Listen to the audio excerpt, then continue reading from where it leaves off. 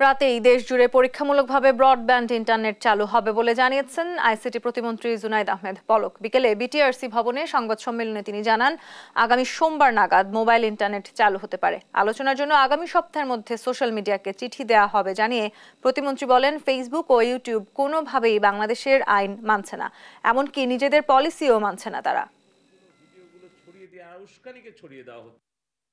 আমরা আজকে রাত থেকে সারা দেশেই আমাদের ব্রডব্যান্ড কানেক্টিভিটি আমরা সম্প্রসারিত করার সিদ্ধান্ত গ্রহণ করেছি পরীক্ষামূলকভাবে। আমরা আগামী রবিবারের মধ্যে আমরা চেষ্টা করছি প্রথমে মোবাইল 4Gটাকে নর্মাল করা, তারপরে রবিবারে ফেসবুক টিকটককে চিঠি দিয়ে হয়তো একটা 3 দিন বা 7 দিন সময় নিয়ে তাদেরকে উপস্থিত হতে বলা, যে আমরা বিটিআরসির তো গণশুনানি করি, গ্রাহকদের অভিযোগটা শুনি, আমরা সেখানে জবাব দিই মোবাইল নেটওয়ার্ক অপারেটররা।